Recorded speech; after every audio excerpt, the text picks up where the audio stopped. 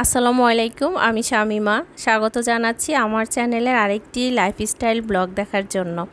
কেমন আছেন আপনারা সবাই? আশা করি যেখানেই আছেন আপনারা অনেক ভালো আছেন এবং সুস্থ আছেন। দোয়া করি আল্লাহ যাতে আমাদের সবাইকে ভালো রাখে, সুস্থ রাখে এবং হেফাজতে রাখে। আজকে সকাল থেকে আপনাদের সাথে ভিডিওটি শেয়ার করতে যাচ্ছি।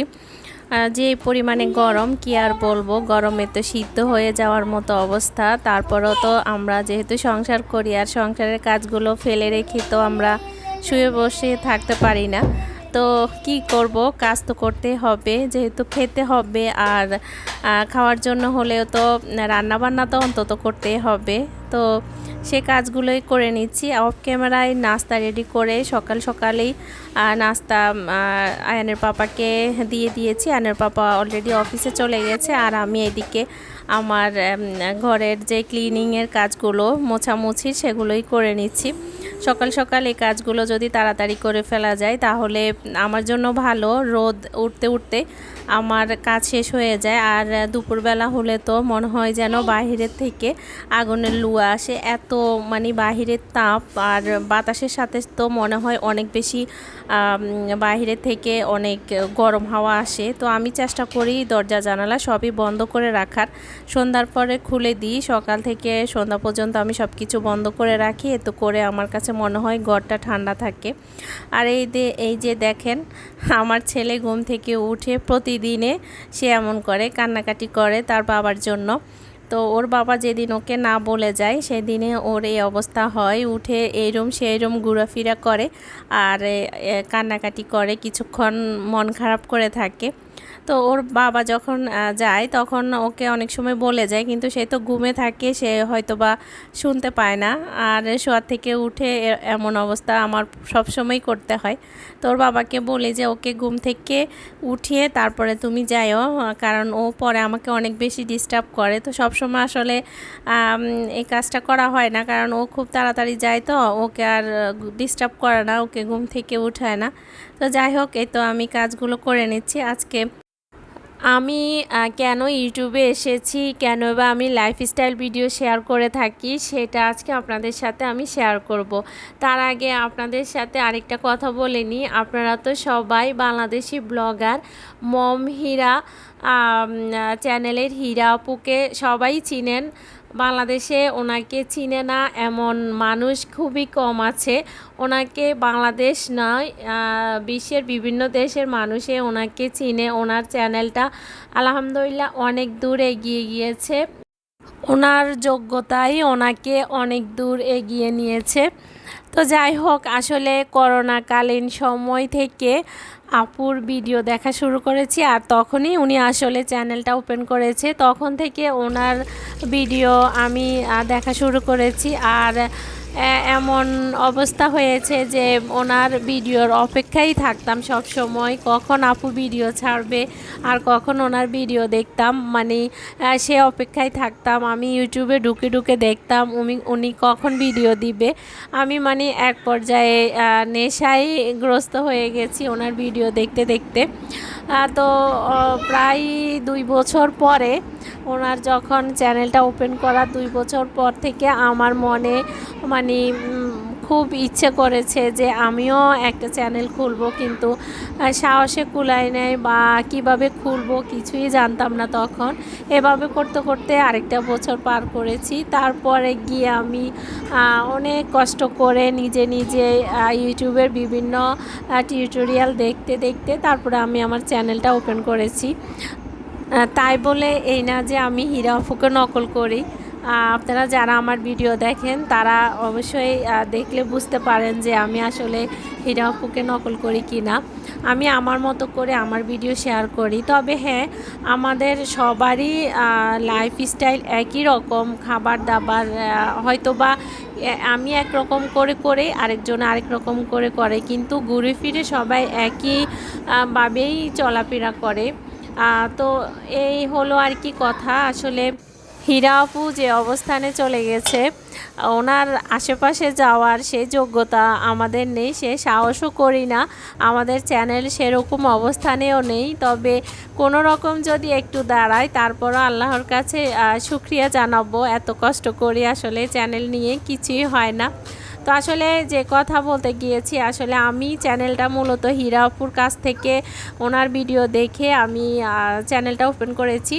এরকম আমার মতো অসংখ্য আপু আছে যারা হীরা আপুকে দেখে আসলে চ্যানেল খুলেছে বা লাইফস্টাইল ভিডিও শেয়ার করে। এটা কোনো খারাপ কিছু না, বা এটা কোনো যে একজনকে নকল করে একজনের ভিডিও দেখে আবার নিজে চ্যানেল খোলা, এটাকে আমরা কেউ কখনো খারাপ দৃষ্টিতে দেখব না। একজনের ভালোটা দেখেই তো আরেকজনে শিখবো, এটাই নিয়ম।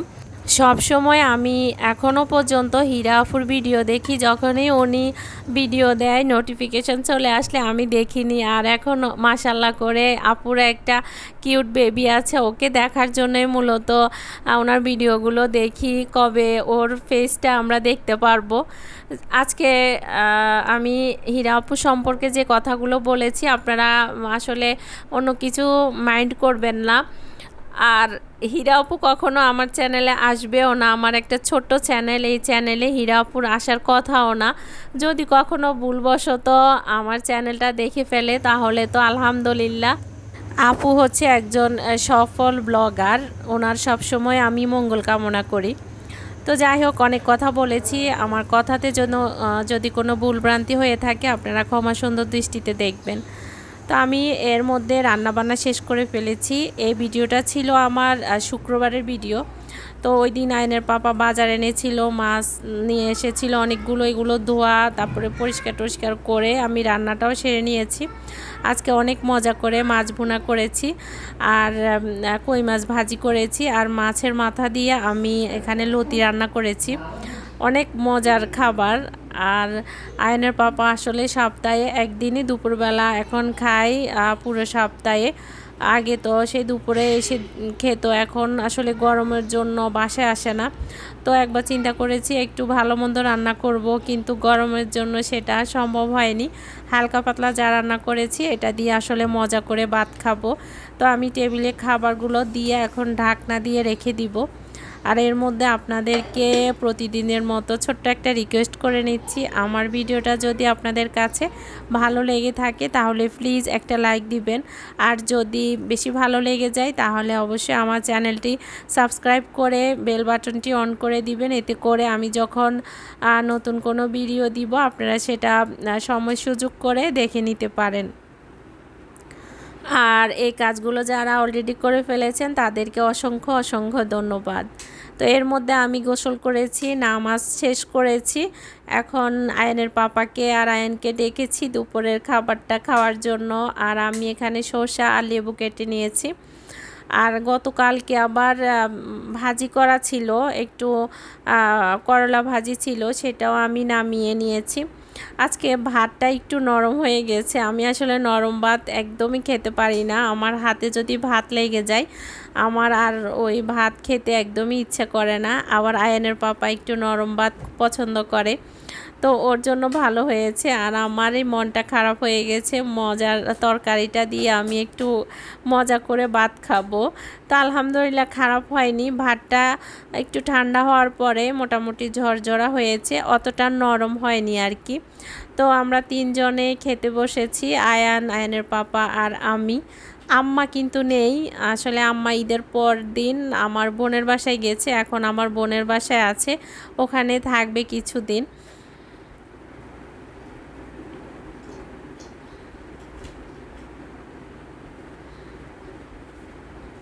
এত গরম পড়েছে, আল্লাহু আকবার, কি বলবো। আমাদের আসলে কিছু করার নেই, আল্লাহ পাকের কাছে দোয়া ছাড়া। উনি যদি আমাদের রহম করে, আলামিন আমাদেরকে যদি রহম করে তো আমরা বাঁচব। তো আমরা সবাই আল্লাহ পাকের কাছে দোয়া করি আল্লাহ যাতে আমাদের এই গরম থেকে আমাদেরকে রক্ষা করে। আমি প্রত্যেকটা ভিডিওর মধ্যেই আসলে গরমের কথাটা বলে যাচ্ছি, কারণ আসলে গরমে অতিষ্ঠ সবাই। সবাই অনেক খারাপ অবস্থাতে আছে। আর এইদিকে আয়নের পাপা আয়নের জন্য এই তো 3টা কল নিয়ে এসেছে, টিউবওয়েল আর কি। তো আমি ওকে বলেছি একটা আমাকে দেওয়ার জন্য, ও টান দিয়ে নিয়ে গেল, ও নাকি আমাকে দিবেই না। খুবই সুন্দর কিউট কিউট 3টা টিউবওয়েল। তো আজকে এখানে বিদায় নিচ্ছি, আপনারা সবাই অনেক ভালো থাকবেন, সুস্থ থাকবেন। আসসালামু আলাইকুম।